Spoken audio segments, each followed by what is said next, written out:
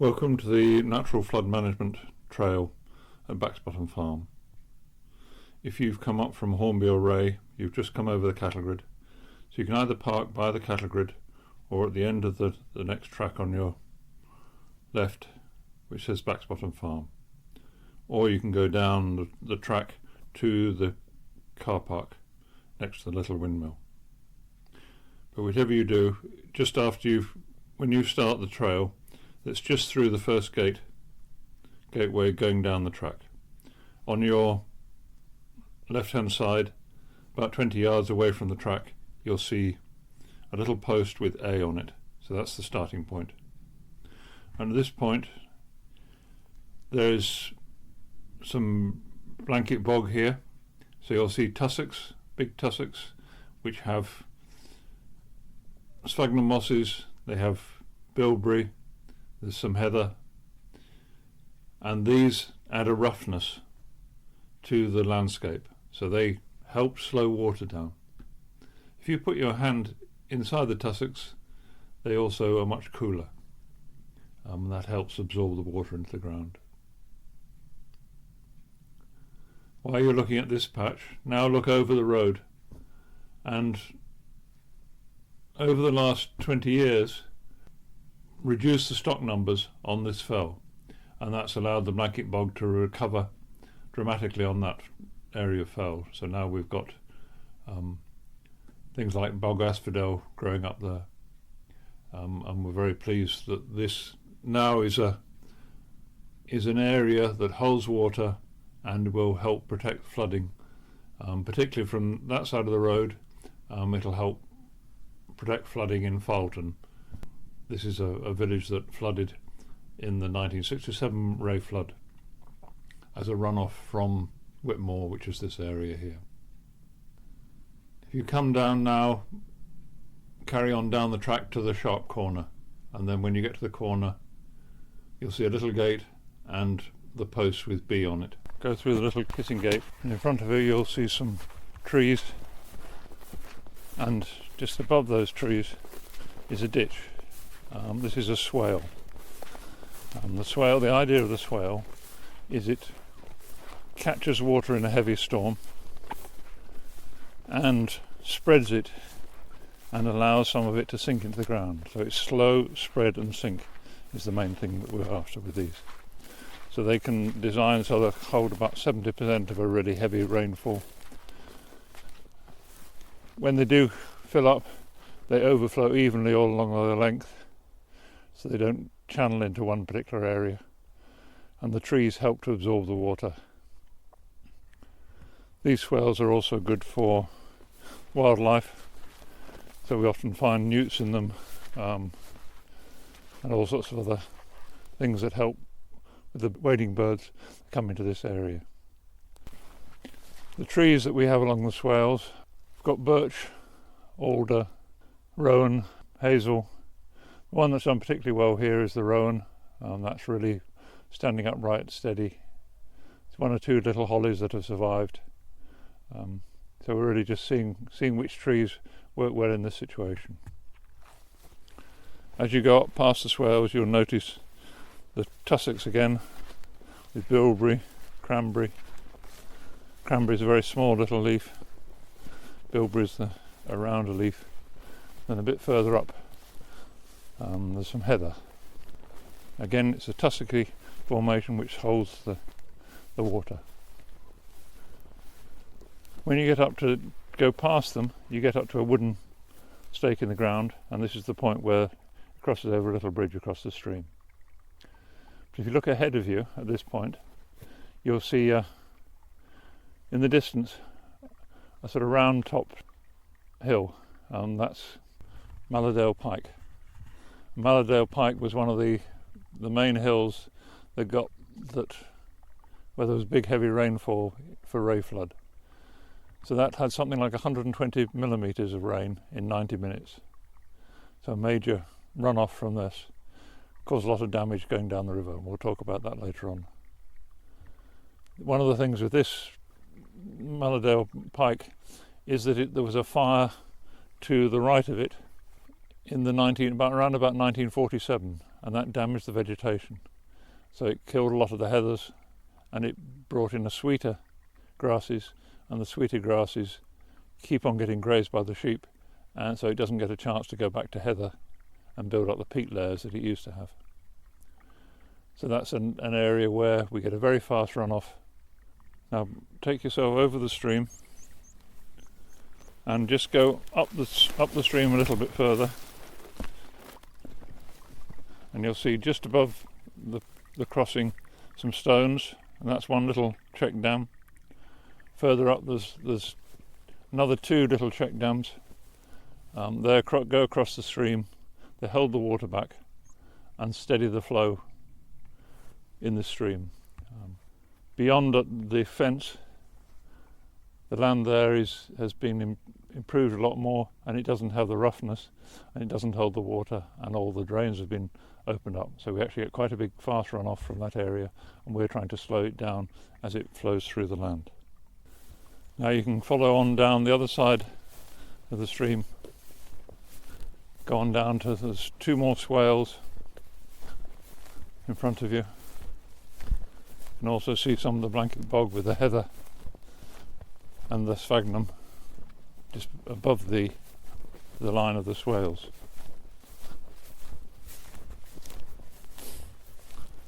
And almost in line with the gate, between the one end of the swale and the little gate you came through to start with, there's a little dam that was made with sods with rushes in them, and the rushes have made a fairly solid dam, and it's held water back behind it, and that really helps to again slow the flow. Just as you get near to that little dam, you'll find in the rushes some tree trunks, and these tree trunks are there for diverting the extreme floods away from the stream and into the swale. So if you stand on the big log, you'll see there's a little overflow from the pond which goes underneath it, and that goes on and joins in the stream down below. But in the big flood, water goes alongside it and it gets channeled into the swales, so removing it from the main force. Again, these two swales that you can see are good for wildlife, and they're good at slowing the water down and spreading and sinking it. If you now want to just walk down the side of the stream a little bit further, and you'll see a post ahead with the C on it. So this is point C. At point C there is another check dam. This is a check dam that has long pieces of wood across, and then between them small brushwood. So again, in this extreme flow, that fills up and it spreads the water sideways and it takes it away from the stream. This is a design that was taken from work in Slovakia. You can see what's happening with the water being slowed down is that all the rushes have had a chance to go into the stream. So they help to slow the water again. Follow on down by the side of the stream,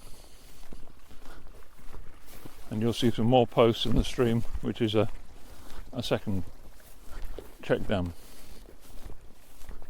The idea of the check dam is that it allows some water to go underneath all the time, so the normal flow always flows through, doesn't get stopped. So again, it's only in extreme conditions where the check dam itself backs up the water and spreads it to the side and across onto the field next door. If you want to now turn around, go back up the hill to just about 20 yards below the swale, and then cross over. What you're doing is crossing over underneath the swale towards the far wall. As you get closer to the wall, you will see a new ditch that's just been dug. So this is another swale, but this picks up the water that comes along at the back of the wall, which was in an extreme flood. It was flooding on the other side of the wall, going down to where along the wall, and then going down the steep slope and flooding some of the buildings down at Middlewood Centre. So by diverting it in this direction, it holds the water, allows it to sink in and stops that flood happening. If the water's low, you'll see that at the furthest end away from the wall, it's about another half a metre deeper. And the idea of that is that when the ground dries out, it allows some water to stay in there. So if there's something like newts in the stream, it gives them a place to be. So it keeps on that habitat base.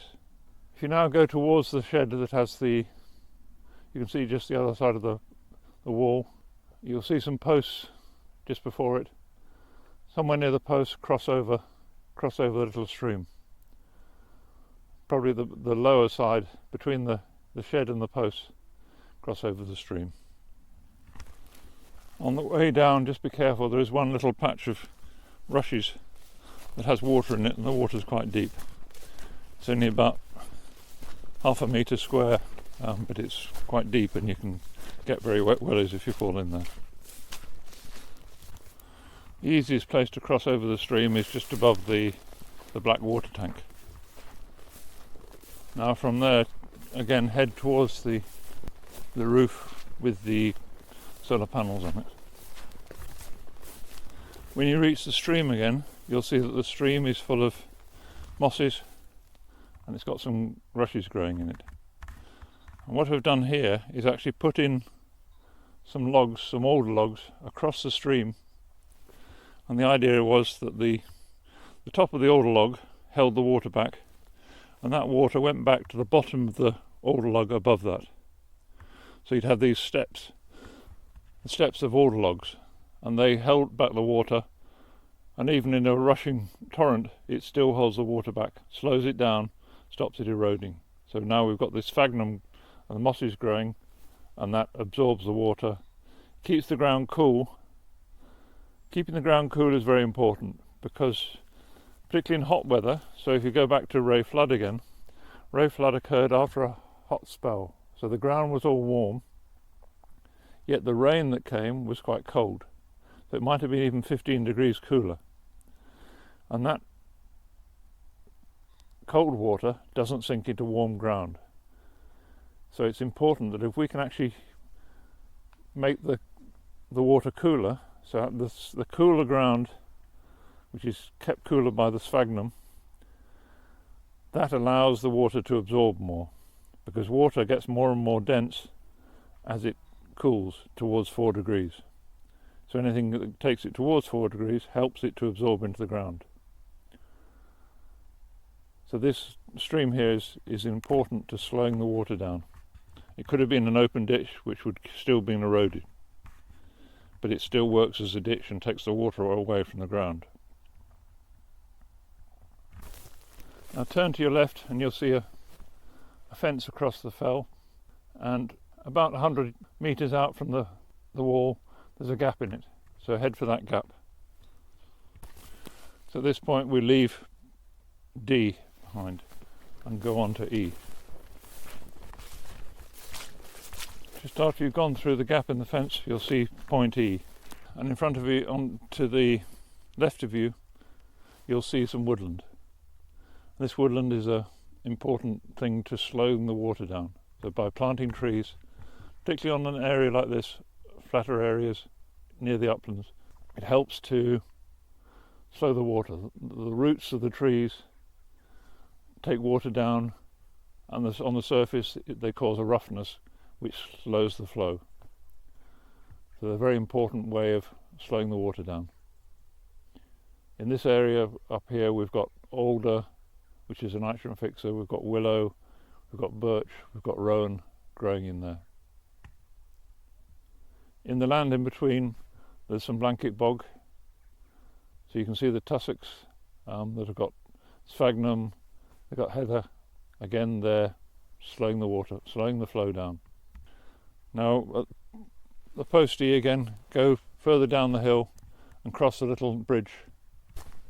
When you get to the little bridge, just take care because it might be slippery if it's wet. So hold the rail as you go across.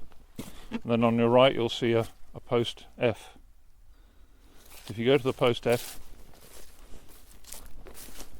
post F you'll see, just on your right, you'll see the trees that are growing in the stream that are slowing its flow. Ahead of you there's a small gate. Go to the small gate, go through that. Just after you've gone through the gate there's a little stone check dam in the stream bed, and you just walk along the higher area just above the rails. Just be careful, this might be slippery.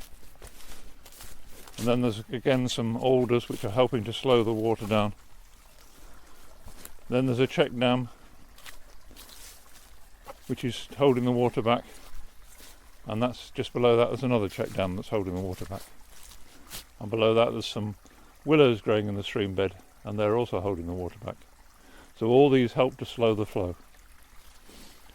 Again, if you look at the highest of these check dams, there's quite a big gap in the bottom, and in a full flood it might almost get to the top of there. So the idea is that it holds that water back, slows the flow. One thing that's quite difficult to decide on is how much water they hold back at each check dam. So the more we can hold back, the slower the flow is down below. But having a gap underneath, or letting some water through, allows the wildlife, so it might be fish or it might be newts, other things, to flow through and to work their way up the stream. Some of the streams in this area, eels have come up, not particularly this one, but one a bit further on. The eels come up right up onto the fell out of the main river. Now turn around and go back through the little gate.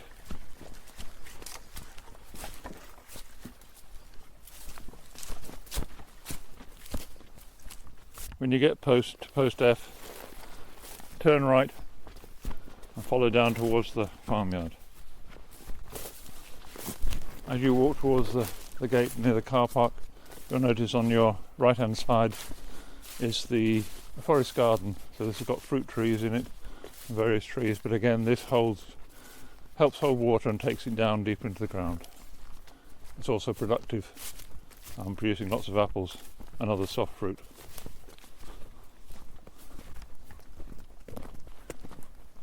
In the car park you might see a agricultural implement which is called a pan buster. It's made by ERTH Earth in Ireland, and this is one that we've got really for all the farmers up the valley. And the idea of this is that it makes channels through the ground, cuts a slit, makes a channel through the ground, and it slightly lifts up the soil and it lets air in. So it lets air in, it lets water in, and this is done along the contour, or slightly within 3 degrees of the contour, no more than that. If you're on sandy soil you might be able to go slightly more than that, but if you're on clay soil don't go more than a 3-degree angle off contour. And if you are going off angle, take that slight flow of water that might happen away from the ditches towards the ridges. One of the things we're aiming to do with this pan buster is also to attach to it a way of putting effective microbes into the soil behind each of the feet that are making the channel. So the whole idea of this, that it's the air getting in, the water getting in, and the microbes really stimulate production of the microbes. So what we're after is a really rich soil profile. By getting that increased fertility, it encourages the grass roots to grow deeper. When the grass roots grow deeper, they help to take water down to a deeper level. So this is a main way that farmers can get more fertility from their ground, but they can also work towards reducing the flood risk. So the idea is that the Loon Rivers Trust, who have helped us buy this machine, the idea is that this can be used as part of flood management on all the farms up the valley. It's also a bit like a sweetener for the farmers. So it's a way of actually, by being able to allowing them to use this machine free, and in some cases get paid for using it, then it means that it's going to help them and help the flood risk.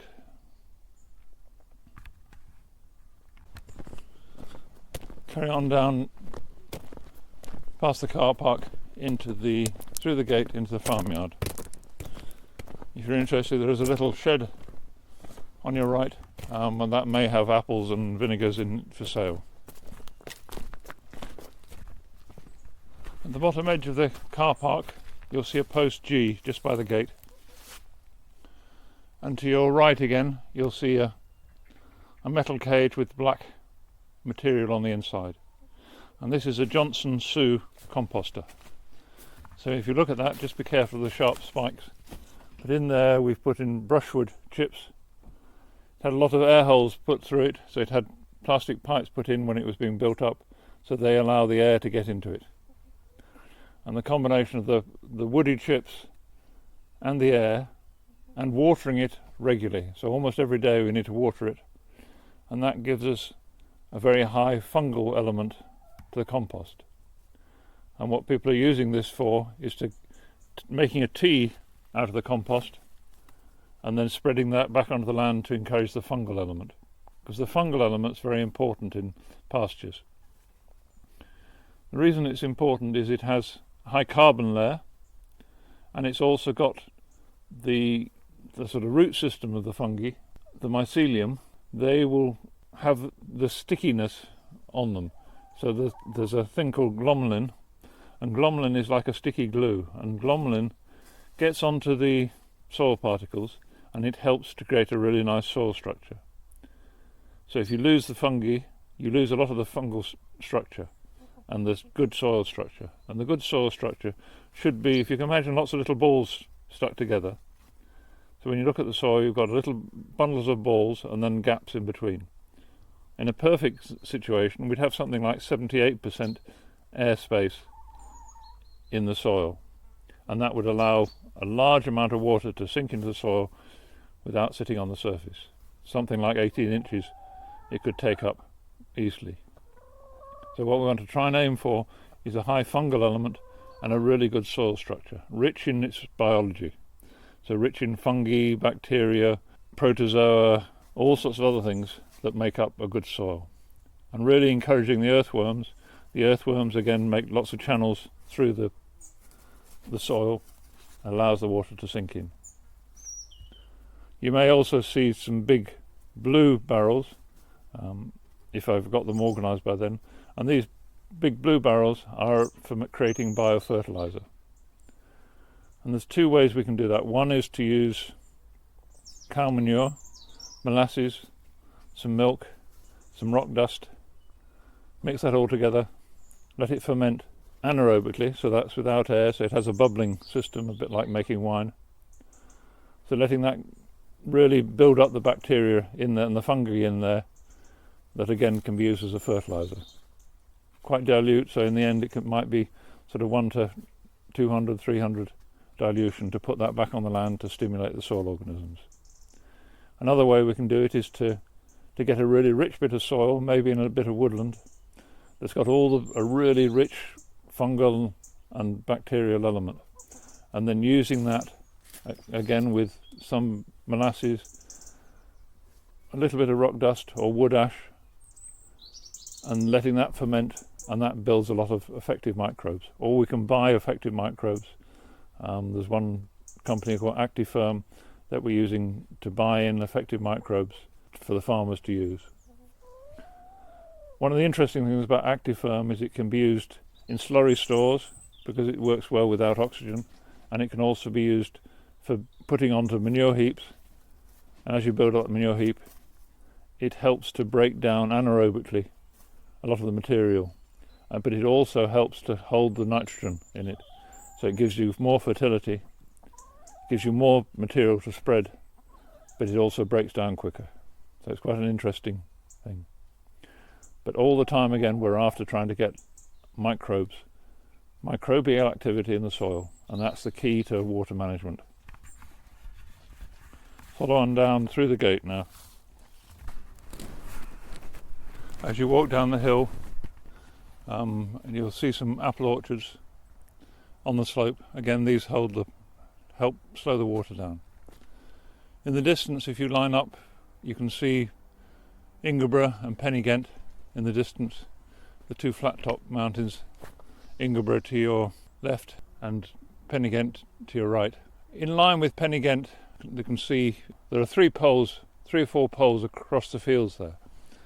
So that's an area where in extreme flood there's a ditch, a line of trees that runs down that's just behind those poles, and a place was put across to take the tractor across the ditch, and a pipe was put in, but in an extreme flood that overflows, comes across those fields, and it floods down through the fields, through the wall into the next field, so it goes through 1, 2, 3 lots of landowners before it comes onto our land.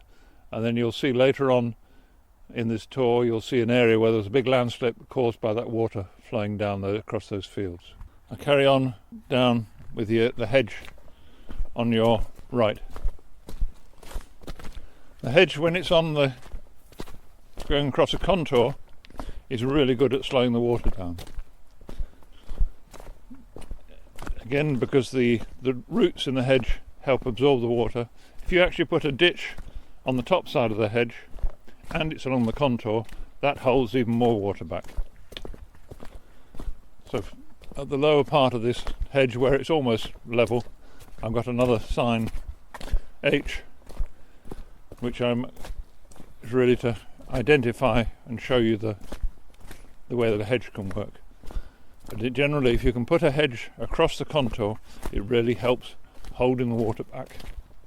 It adds roughness to the surface, and it can be a very valuable way of slowing the flow. Carry on down the track. Keep going down past the waterfall on your right. And once you've gone through the next gate, you'll see ahead of you the study centre and a wooden building. The wooden building on the right is the one that I said floods in full flood, and the flood there is being stopped now by the swale, the newest swale that we've put in up on the fell. As you get towards those buildings, take the left-hand turn and go on down the hill.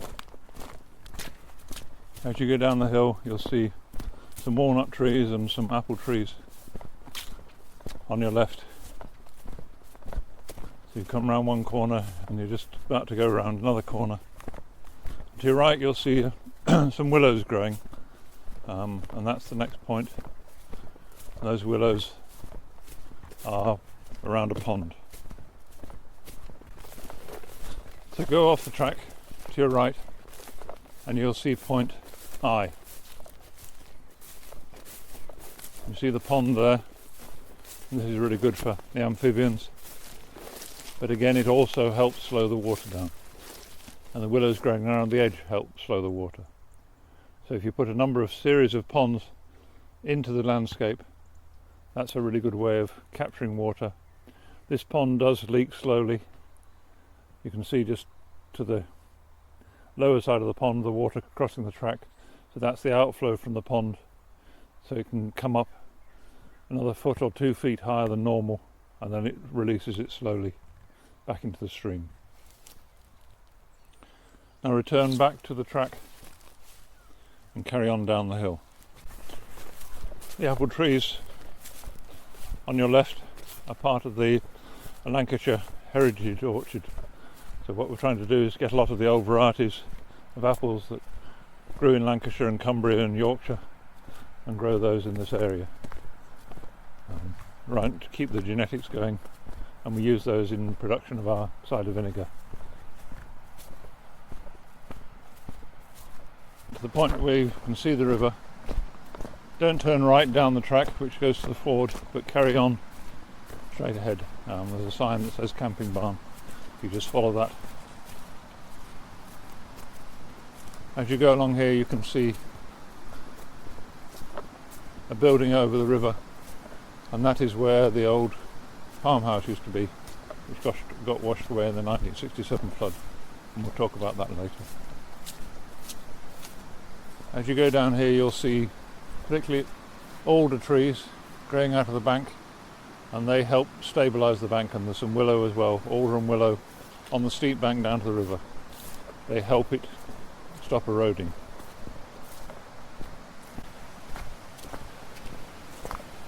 You get to go over a stream and then over the little stile into the woodland. Follow along the track for about 100 metres and then turn right, and that takes you on a little track that goes down over the river and across the bridge. The sheds at the top of the track before you start going down the steps, and were part of a woodland crafts. The one nearest the pass was great friend Stella, who made swill baskets. That was her swill making shop. Carry on down the track. As you cross over the river, you'll see the old stepping stones on the bottom. This new bridge was put in by the county council for the footpath.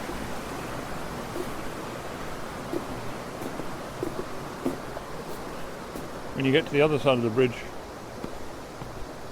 you'll see a hedge going across in front of you. This is a hedge that was originally a wall before the 1967 Ray flood, and all that got washed away, got washed over the field beyond. Even now, in extreme conditions, we get flooding coming down from the woodland and across both the field you're standing in and the one next door. Once you've gone over the footbridge, turn towards the right, follow, there's a little bit of a path through the orchard. Follow that along past most of the fruit trees. This is an area that used to have an orchard before the 67 flood, so we've replaced that orchard. And if you actually go back in time to 1880 and 1882, those were 2 years when there were big floods, and that also washed an orchard away, which was beyond the farmhouse. So now you'll see a barn to your right, and just beyond that is a big pile of stones. And that pile of stones was Backsbottom Farm. So if you can imagine going back in time to 1967. So in 1967 this was a 5-bedroom farmhouse with a shippen where the cows stand, a hay barn. There were also implement sheds, chicken sheds, a place where the pigs and the dogs were. So this was a major part of the farm. So it had been built in 1777. There was a bridge across the river at this point, so the main road came to the farm from the other side. So when the Ray flood happened, Bill was sorting his sheep and lambs out. He was separating the lambs off, and he had a friend with him, and the friend, they saw the water coming down the river, and they said, come on, we've got to get out of here.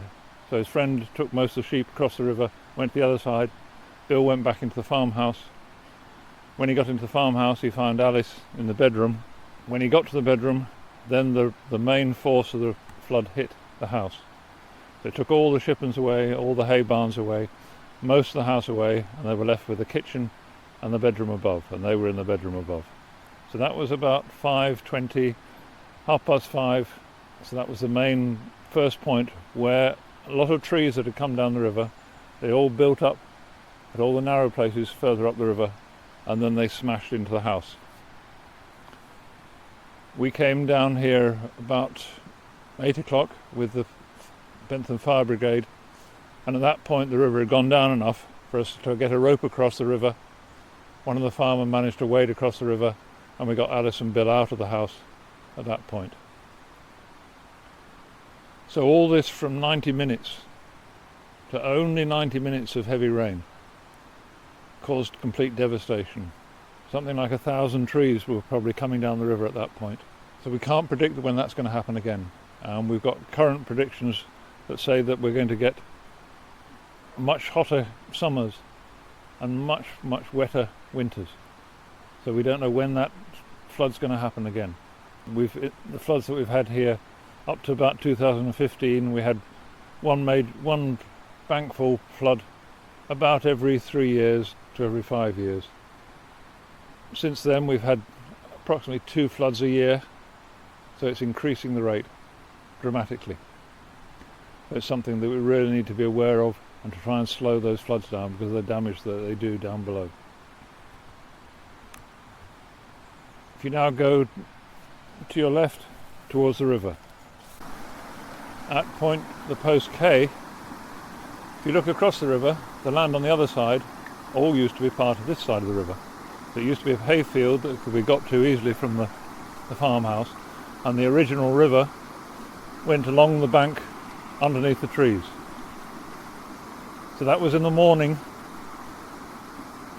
when the flood hit.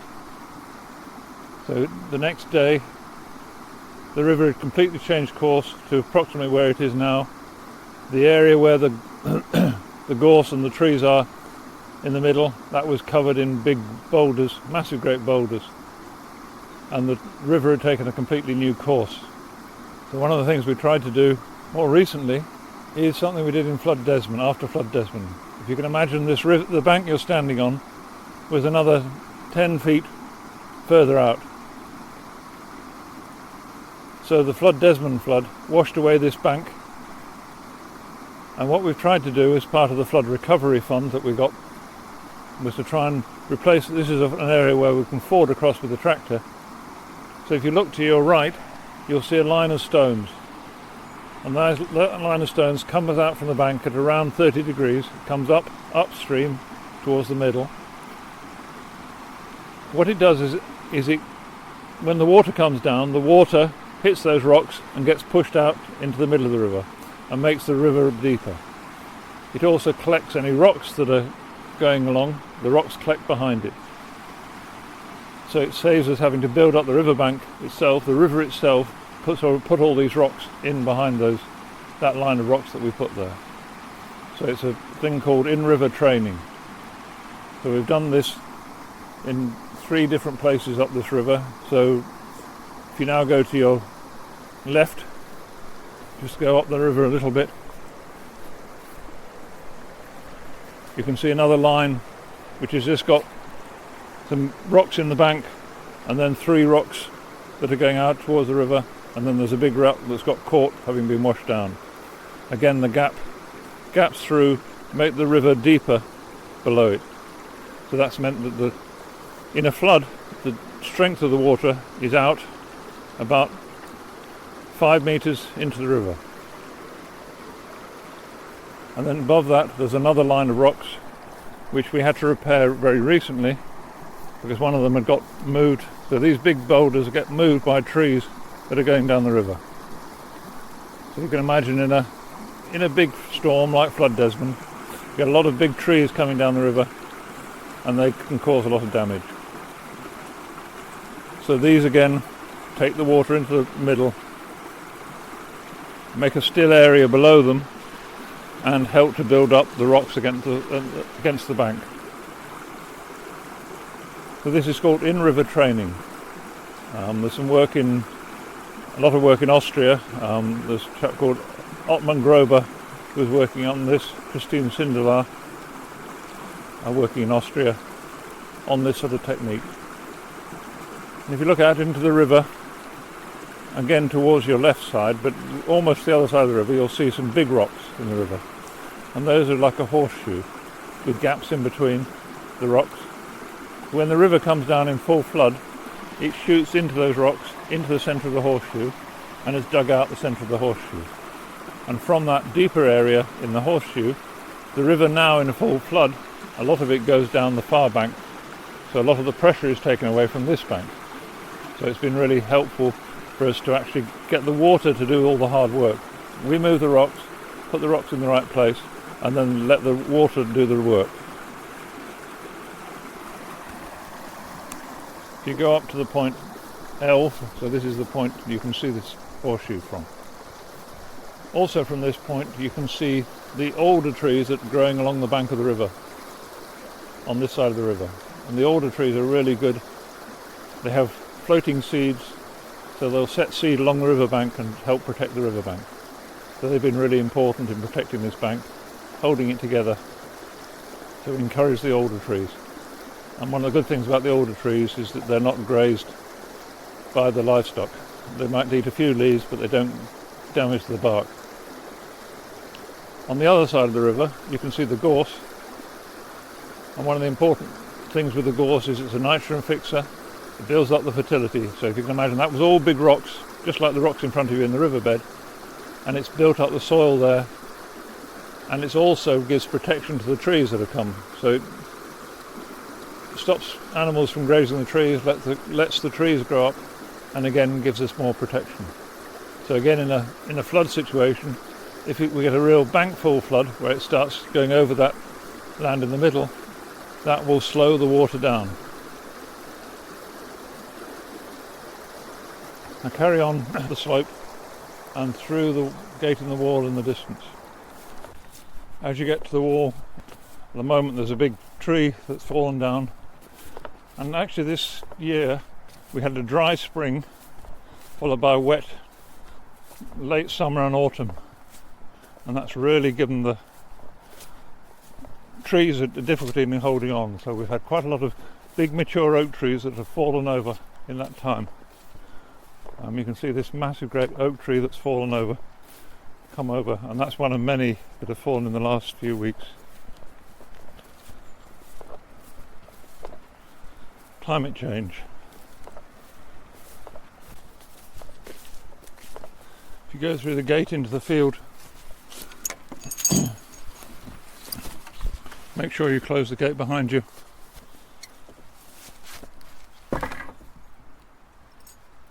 At this point, it'd be a good thing to keep to the right hand side, to walk to the right hand fence. This is particularly important if you're in the summertime when there's hay growing in this field. So I'd be grateful if you didn't walk across the hay field. So follow along the edge of the field.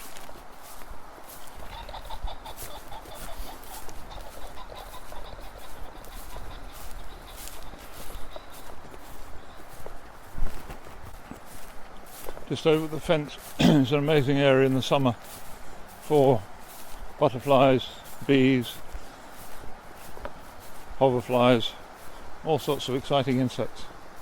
They really like the knapweed, they like the mint, and all the diversity of wildflowers that are in this area.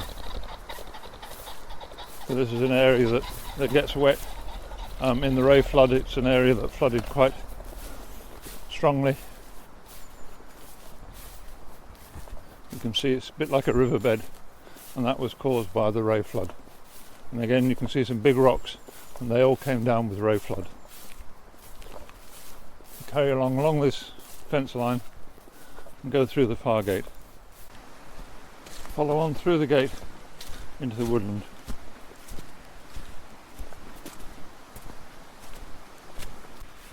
After about 200 metres, you go past a raised area on your right.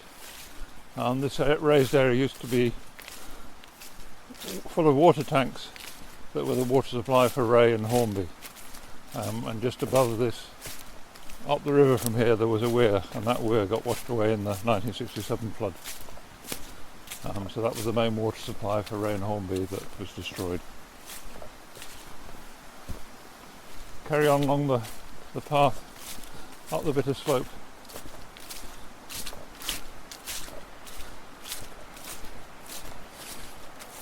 Just as you go up the slope, after Ray flood there were big sea trout stranded on the bank here, and eels. It was devastating for the fish in the river. One of the things that we've lost in the river is bullheads.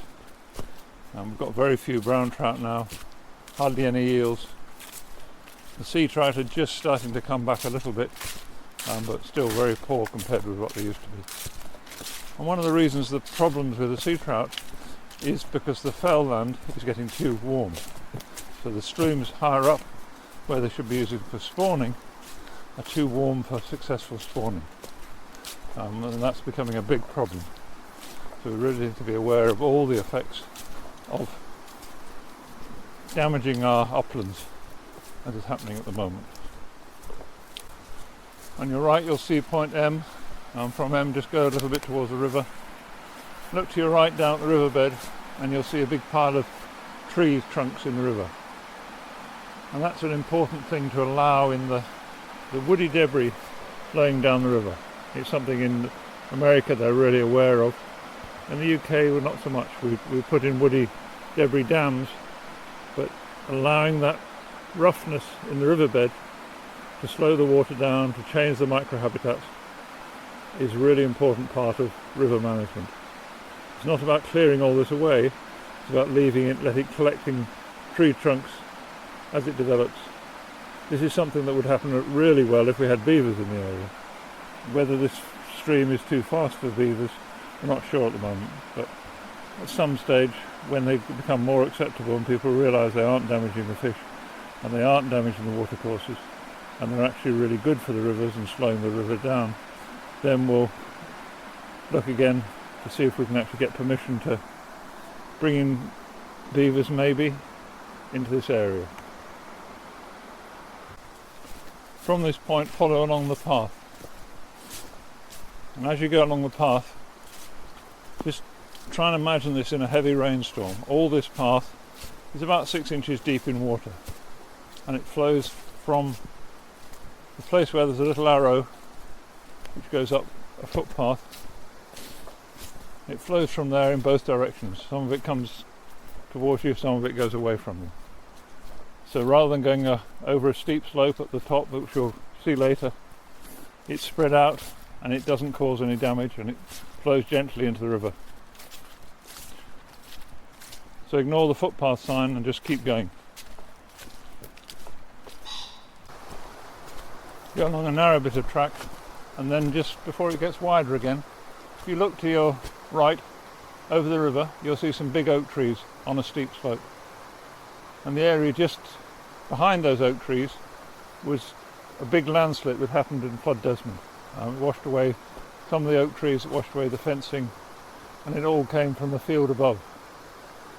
So one of the things with the field above, maybe we can look at using the pan buster that I talked about earlier to get the microbial activity going there, to help it sink, help the water sink in, and also at the top of the slope to plant a little bit of woodland and maybe coming down the steep slope to help protect it from erosion. Carry on along this track.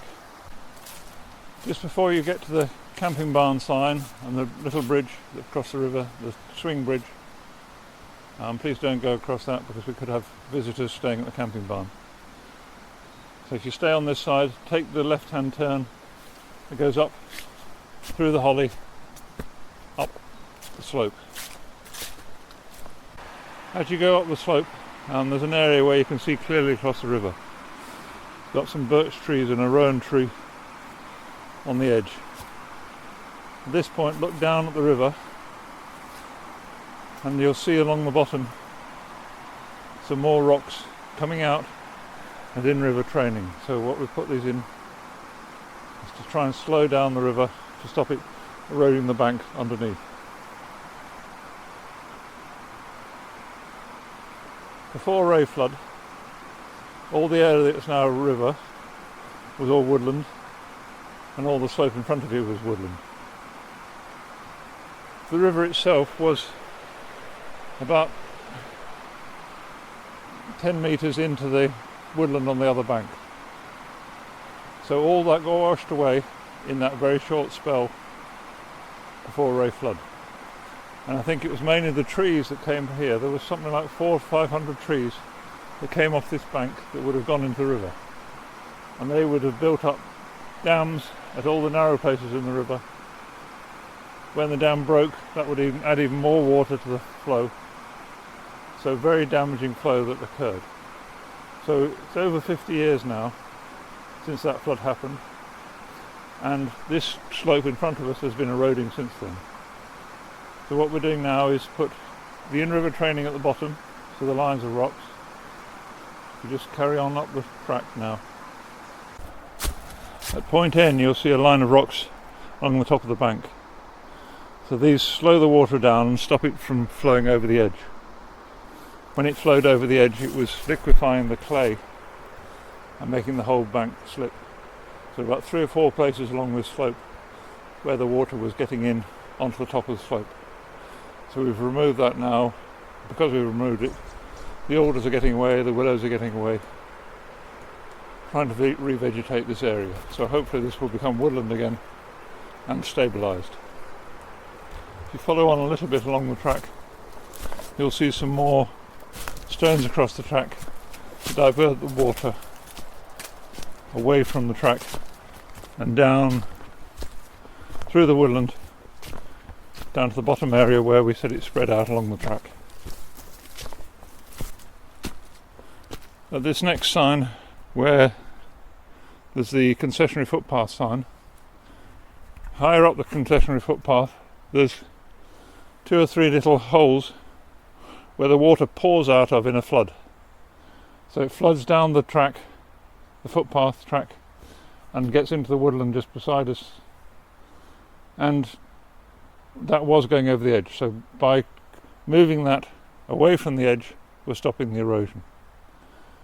And that water that's coming in through these holes is coming from the fields higher up. So actually, again, working on those fields higher up, getting the soil microbiology, getting contour aeration could really help slow that flow and stop that from flooding this area. Posto is another point where the water was coming down the track footpath, and we've just diverted off into the woodland to the side so it doesn't cause damage. We carry on along the path. One of the important things to realise is that you often can't see where the water flows except in the extreme flood conditions.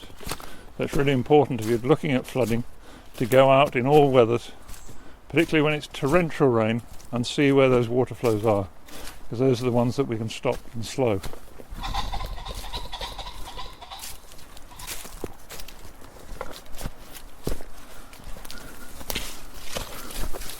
Carry on through the tunnel of hollies. This is the old path where they used to extract charcoal from the woodlands. A number of places where they used to make charcoal and charcoal pitsteads. Also in the fields above here there were small bell pit coal mines. So this was an area that was important. One of the things the charcoal was used for was for smelting iron originally.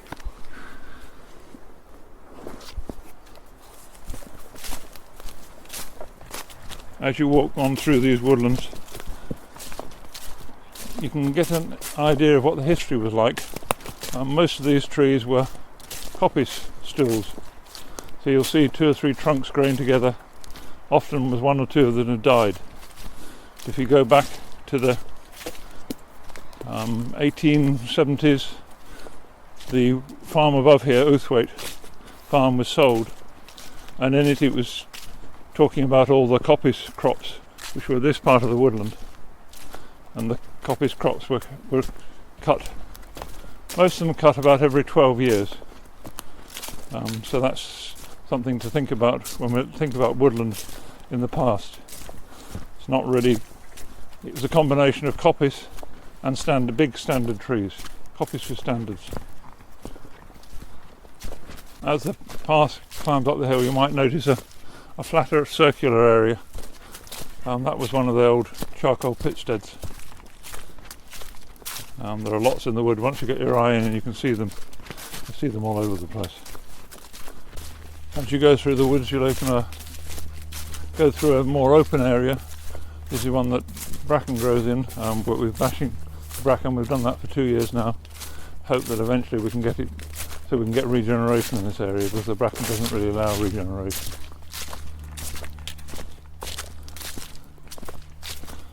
Carry on along a little rickety footbridge.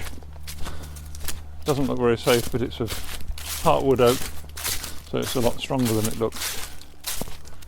It just stops us trampling in the stream itself. In the second bracken patch that you go through, you'll see a line of trees along your right hand side, and these are all aspen.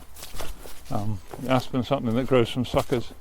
It's amazing how we didn't know we had any aspen, but we cut one down, and now we've got thousands of aspen in the woodland that have come from suckers from that one tree. One of the things that aspen is being used for these days is, up in Scotland they're exploring how they can use aspen as a agroforestry crop. where they can grow the trees on the uplands and fence it to start with, and then once the trees get well established, they can let the animals in to graze, and by grazing it they actually stimulate more growth of the aspen, because it's sending out suckers with its root system. So it may be something that will help slow the flow in upland systems, particularly in an agroforestry system, where the farmer benefits from having the extra grazing. When you get to point P, just go in a little bit into the woodland behind it, and you'll see a small check dam, some logs across the stream, which again just hold the water back. You can either cross the stream at this point, just walk on past it, or you can go back to the P and then cross again at the next little place.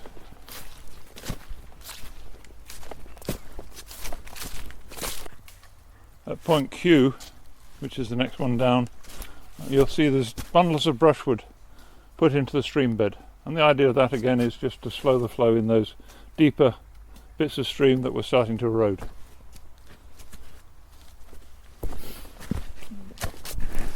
Once you cross the stream, just bear left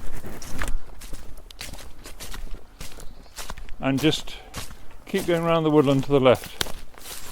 So once you get to some hollies on the left, just have a look beyond those hollies, and at the top of the slope you'll see another little check dam. Some logs roughly put in, held up by 2 trees on either side. We've also got another one further down this stream, there's another check dam. So we've got 3 check dams and some hazel in the ditch, which all help to slow this stream, stop it flooding the field below and also contributing to a fast runoff. Turn around and then follow the next open area along the path. This is another area we've bashed the bracken, hoping to eventually to get it under control.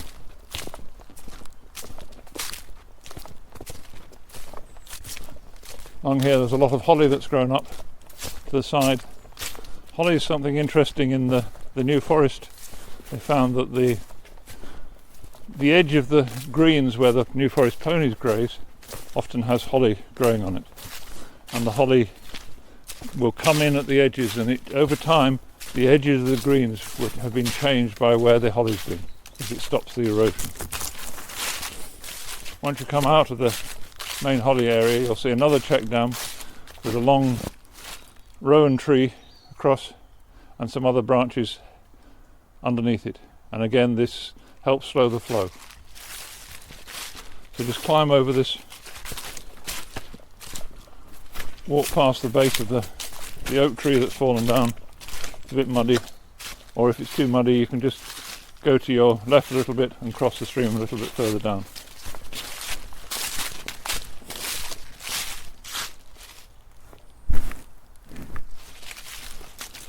Follow on over the stream, and just after the stream you'll see some bundles of brushwood just held up by some little oak posts, 3 in a line, and those are there because there's a stream to your right. You can see an area where the woodland's been coppiced. It's got some deer fencing, and just above that, to the side of that, there's a stream, and there's a check dam that's been put across there.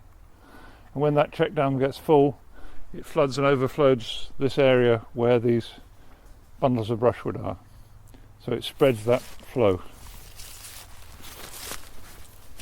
Carry on along here past the tumble down shed, which used to be a bird hide, but unfortunately an oak tree fell on it.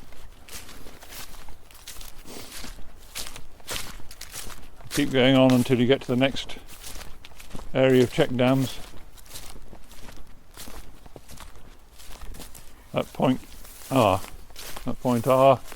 is one obvious check dam, and then a little bit further down the stream there's another check dam.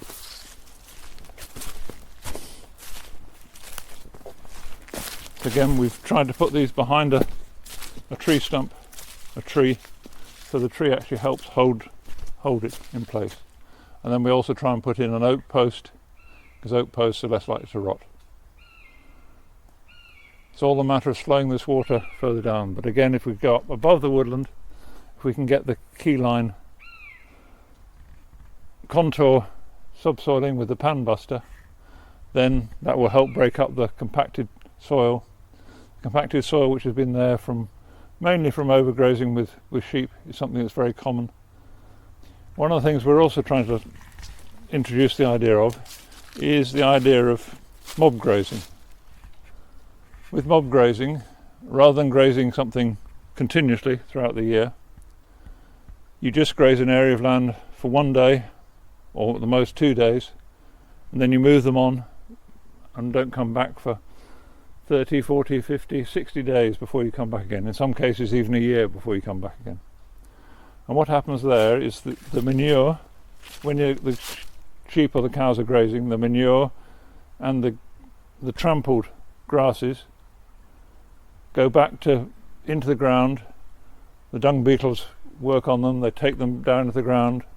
When the dung beetles take it down to the ground, they also destroy a lot of the worm eggs, the parasitic worm eggs in the dung, and they help to create water channels so the water flows into the ground.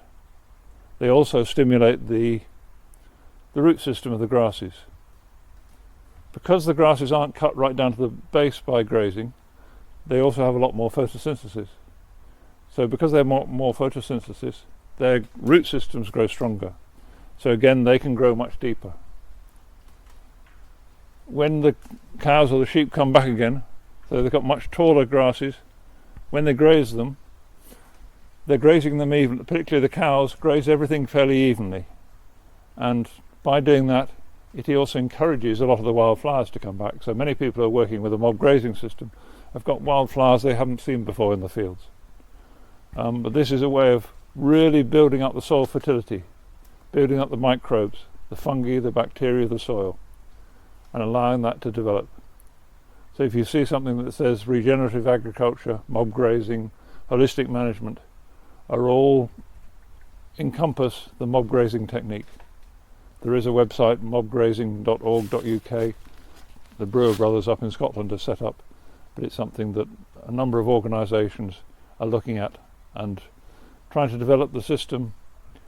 One of the reasons for developing it helps the wildlife, it helps the absorption of CO2, it helps the flooding, and in many cases it creates a more productive pasture. So that's one of the things we're trying to encourage. So walk on now through the woods, quite a way before we get to the next point.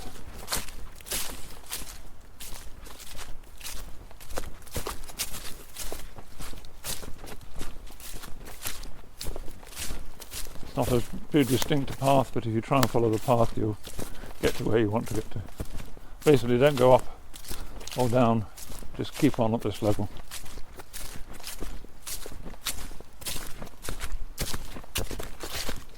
Follow on down over a stream.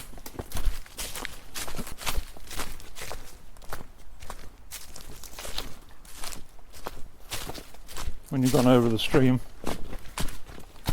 you go around the end of a root ball where a tree's fallen down.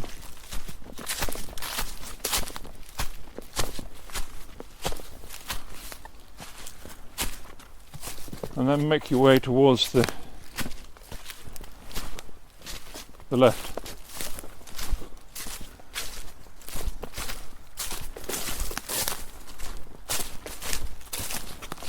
Eventually you should get to the point where there's a big beech tree, big old pollard beech tree.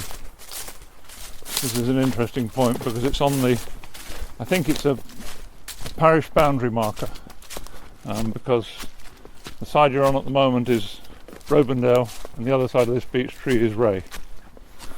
So it looks as though it's an old parish boundary marker. We haven't pollarded it. Whether it's too old to pollard, I don't know. I'd really like to pollard it, but I don't know enough about it yet. Pollarding is when you cut the top off high above the ground and you get regrowth quite high up. And that regrowth isn't grazed by the the deer or the sheep or anything else that's in the woodland. So it allows it to keep on growing. So it's a traditional way of managing woodlands that stop the grazing problem. Carry on along the woodland track. Keep going. There's two small ditches you have to cross. Just be careful, they might be a little bit slippery. Keep going until you reach the footpath. The footpath crosses over, and on the right hand side you'll see the gate which comes down from the fields above, and the footpath goes down to your left. Here you'll find point S. At this point you'll see a little culvert across the footpath made out of stone, and this was made to stop the water flooding down the track.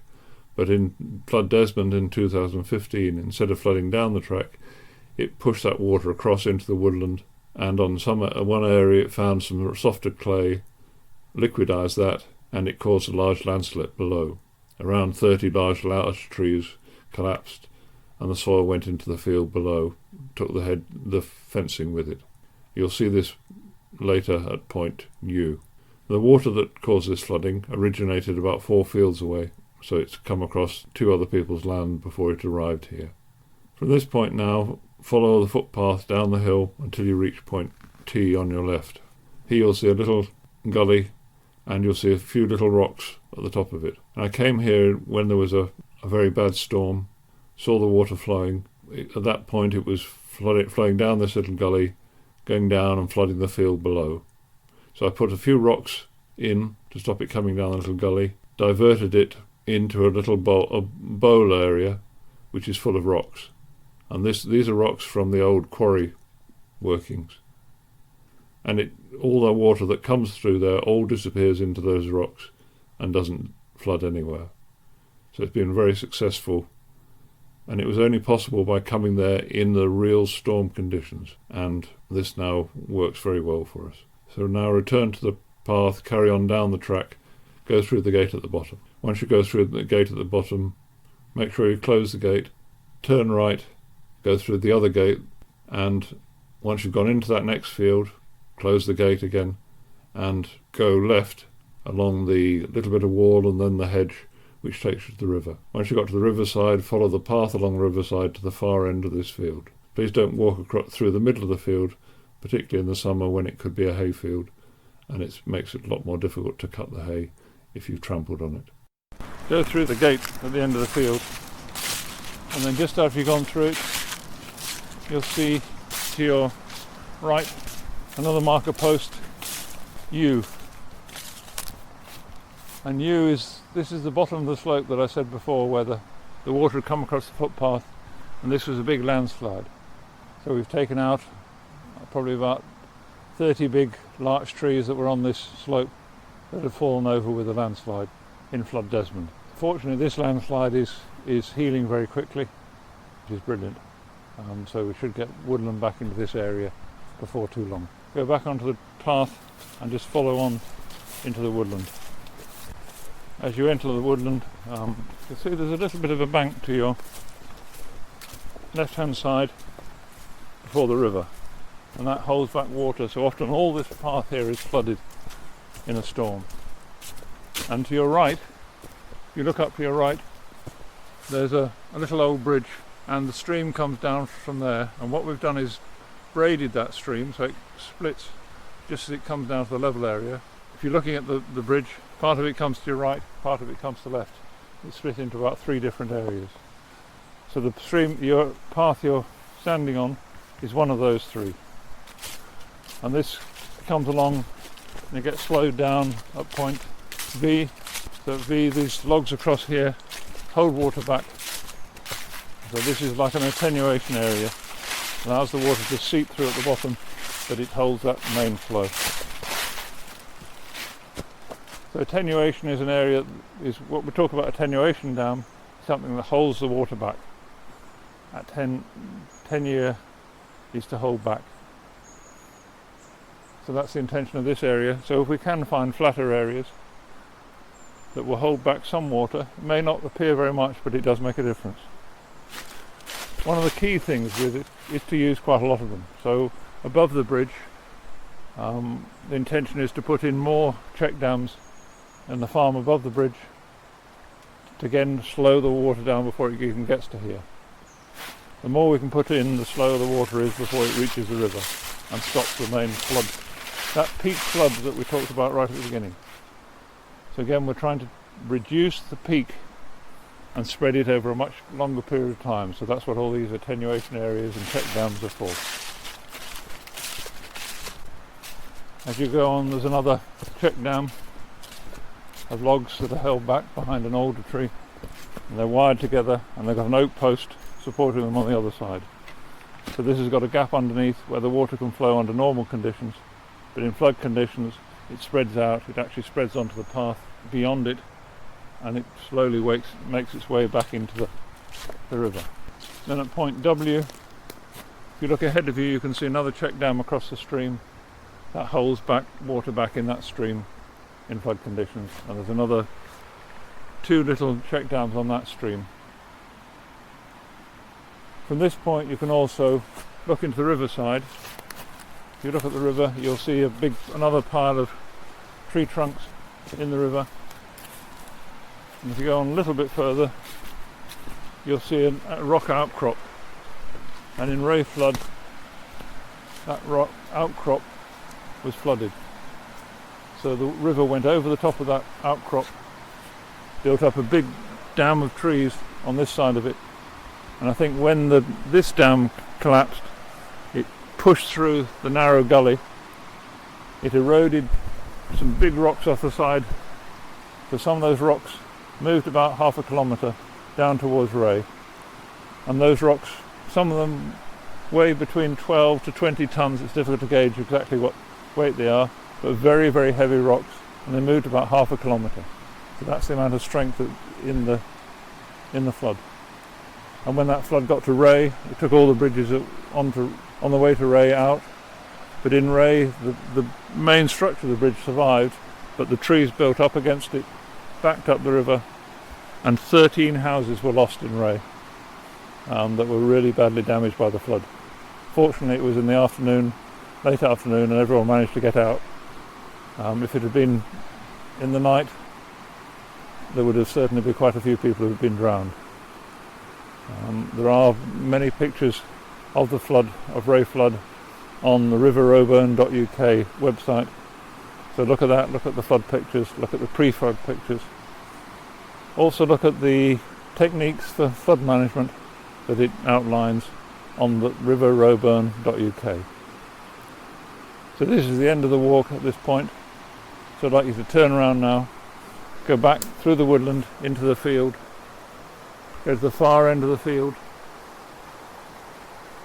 go back along the hedge, through the gateway, go down the other side of the hedge and back across the footbridge. Follow the footbridge, track up from the footbridge, follow the path up, along the road, up, and eventually you'll get past the farm house, and then into the farmyard, and then into the car park. You might have left your car there, or you might have left it up on the road, so follow on up the track, right up to the top of the road. And thank you very much for coming on this flood walk. If you'd like to make comments on it, please put them on the Roeburndale.uk contact page. Let us know what you think. If you've got ideas that might help, we'd be very welcome to have them. And I'd really like at this point also to thank the Water Environment Grant, which is from the Environment Agency and Natural England, who funded this as part of the Water Environment Grant for Roeburndale. The flood grant was obtained to protect Roeburndale woods. So the main woodlands you've been walking through are Roeburndale woods, so it's protecting those from flood. So it's working with all the farmers up the valley to try and slow the flow. Thank you very much, and we hope to see you again. And please take these ideas home with you and see if you can make changes in your own locality. Help slow the flow, and together we can actually create a system where the rivers get back to a much more steady flow, the fish come back into the rivers, the otters come back into the rivers, things like the bullheads come into the rivers, the eels come back into the rivers, and we actually create rivers that are full of life again, and water that doesn't flood Wash Railway, doesn't flood Hornby, doesn't flood Fulton and Clafton, doesn't flood Lancaster. So let's slow the flow and go into the future positively. Thank you.